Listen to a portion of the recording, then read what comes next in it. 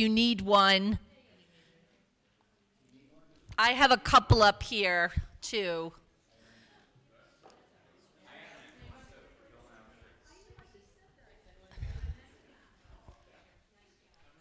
Raise your hand if you need a budget.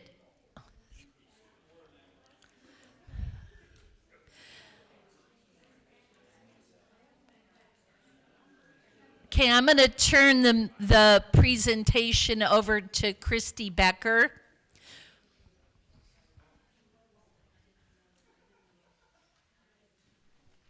And Renee Dundemartin.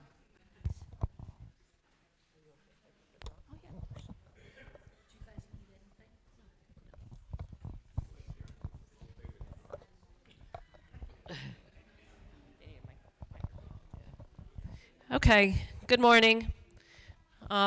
First, for anyone who's concerned, I'm COVID negative, but I clearly have something, so that's why I'm wearing the mask.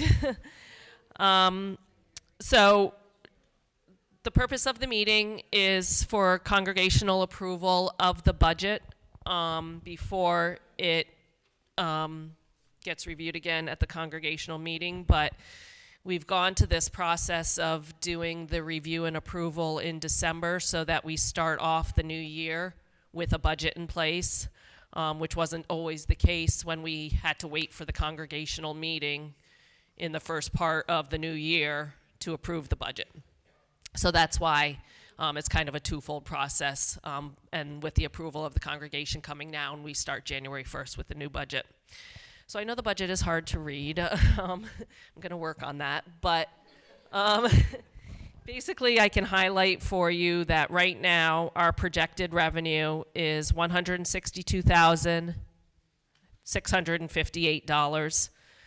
I know that there is some discussion about additional income coming through, whether it be through grants specified for the community center, or whether we still have individuals who have not submitted their commitment for the new year. But in crafting the budget, we had to be realistic with what we felt our revenue was at the time that we were reviewing it. So obviously the hope is that that revenue number will increase throughout 2023. But from a financial perspective, which is realistically where we approach it from, we have to work with the numbers that we have and that we're comfortable with. So that's where it's at right now.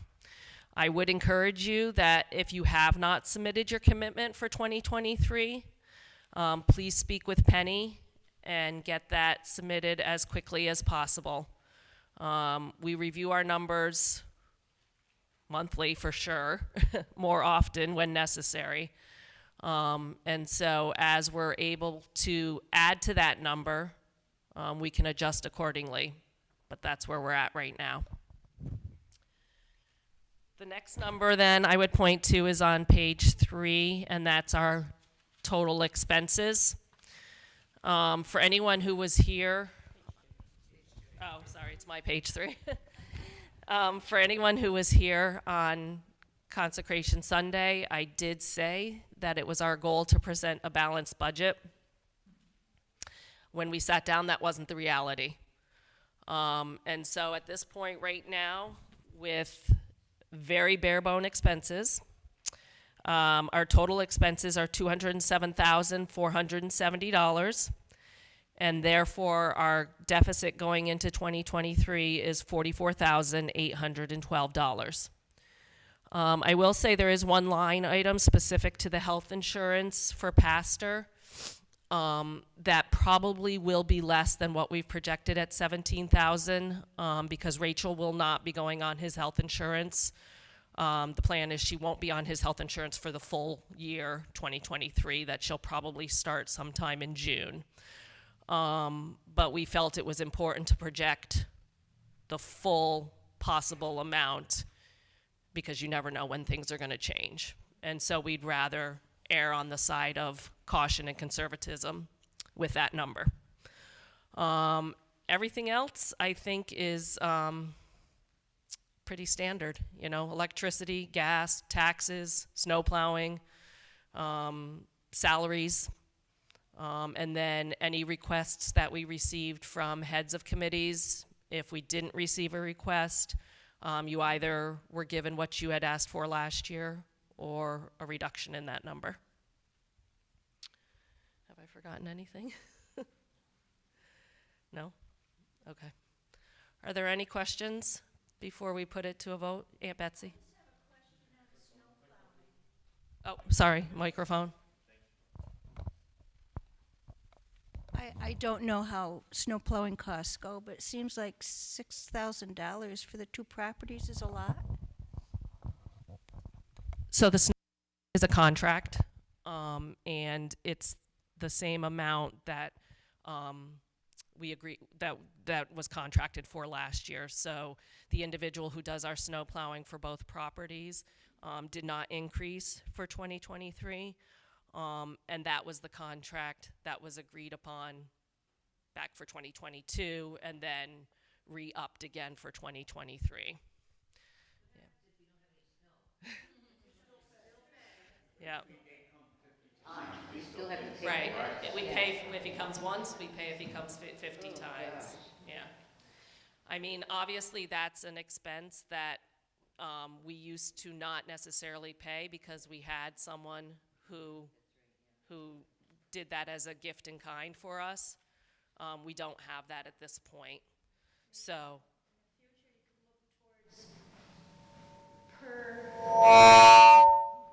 Yeah, we have looked at that, and it actually was more expensive.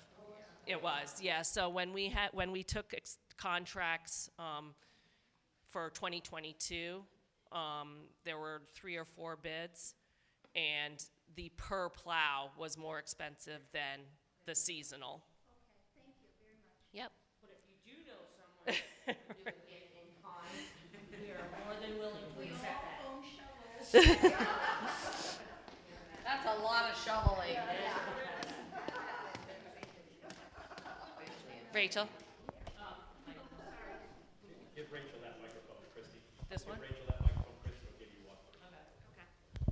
So just a question, and if you address this, I apologize, but, so we pay for the contract for the shoveling, just to follow up on that, the shoveling / plowing, and then we pay that flat rate up front no matter what? Or is that what we're budgeting and then we will spend it as it goes? No, that's the a contract. So it's kind Yep, of a, so it's a fixed cost. gotcha, okay, thank Yep. you. You can hold that for anyone who might.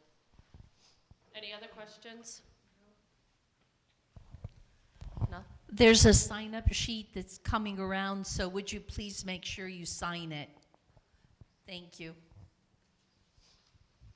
Okay. If there's no other questions, then I think we put it to a vote. Is anyone opposed to a voice vote? And if you are, then we'll do a paper tally. Okay. If no one's opposed to a voice vote, then all in favor of the 2023 budget as proposed, say aye. Aye. All opposed?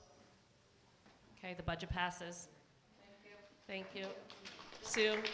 Sue, is there anything else? Pastor just wanted to say a couple of words. Okay. So the yes, a massive thank you to our budget and finance team. Let's clap for them one more time. They do some really hard work. You see a significant deficit, right, in the budget we just passed, without a doubt. The one line I think it's really important to note that is zero, because we really have no idea how we're going about, this is new for us for the first time in terms of really growing our donor base in the wider community. We put zero there. I don't think it's going to be zero. I don't think it's going to be 40,000 either, but we're going to be doing everything we can, certainly, to begin to raise revenue and donations from the wider community. We had, and we just took a guess at what we thought we could do, but we did, the advisory board did decide to try to make a goal to raise $7,500 by New Year's Eve towards the community center. And this Wednesday, we're going to have an event with a wide variety of different, business leaders and not-for-profit folks, just anyone that's interested in how we can better Rotterdam. And if anyone has anyone that would like to come to that, please bring them. That is that is the way we get out of our deficit, right? Our income is increasing. That's great. It's increased year after year after year, but just not enough to do what we're trying to do. And I also know that everyone is giving every single thing they can from their own coffers. It's really inviting other neighbors and friends into the work of making a better town here in Rotterdam, right? And that's whether that's showing up for things at the community center, whether that's a financial contribution, whether that's, I don't know, someone with some business experience joining our board, whatever it might be. Those, spreading the word, those are the ways that that deficit can be cut down. I do have one bit of good news to say, and this will be announced publicly, well, I guess it's technically online, but, you know, if anyone, we'll be announcing this at that event on Wednesday. But of that 7,500 goal, between gifts we received on Giving Tuesday, as well as 2 grants we're about to receive, we've already, we have confirmation of the amount of money that is in the grants. We don't have the checks yet. And due in part to some ELCA upstate New York Senate bookkeeping issues that our current bishop is still cleaning up. It's a whole other thing. But the good news is that just last night we crossed the 50% threshold, $3,790. A lot of that is the grants right now. But what we're doing is every day online we are doing a little video about someone talking about what they like about the community center. Please be sharing those. Share with your friends why you like the community center. We've been working with Evan Moylan, who helped us raise the funds for our building project pretty successfully, right?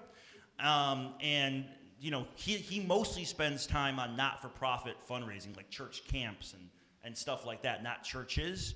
And he says the number one thing we need to do right now is the amounts matter, yes, but it's about building the base of support, building the list of people that are contributing $5, $10 even, right? And then that grows over time. So my plan, my intention is, that's going to take some time. But my hope is, if we can get some of these initial grants, we've applied. I sent in a grant yesterday for $18-something thousand to First Reformed Church. We'll see if we get it.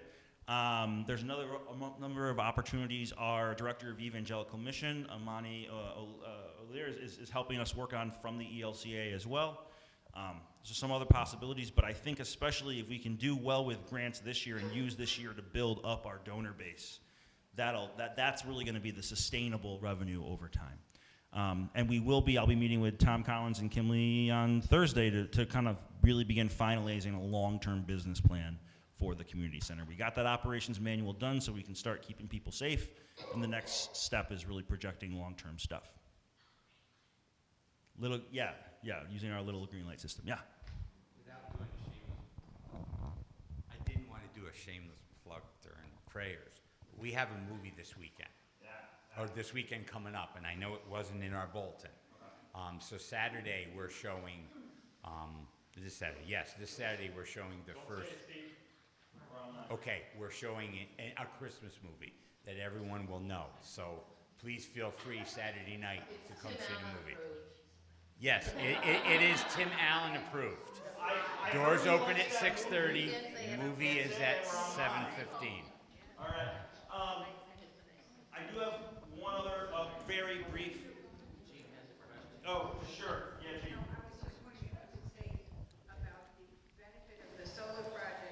Yes, thank you for offering that up, Gene. So what Gene's talking about is we also have worked out a process with the New York State Council of Churches to sign up folks for community solar, to green our local economy, and especially it's targeted especially for folks of low and moderate income. You can be a renter. That's fine. As long as you're paying an electric bill on National Grid, you can sign up for this program, talk with Gene or Nancy Stubner. And for every person we sign up, we get $100 towards the community center. And I know we had at least a few signups yesterday at Help Portrait.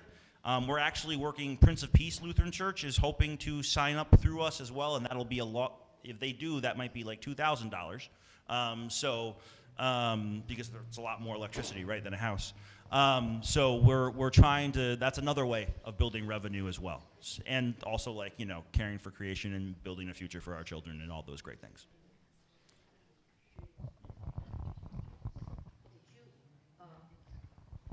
I understand that the crop walk, we get 25% of that. Is that going to be happen every year? Yeah. Okay, so that, So one of the 2 grants that we got is 25% of the local proceeds from our crop walk. And we will be launching that effort with Amari. Amari probably will be visiting from Sikkim, which organizes that event.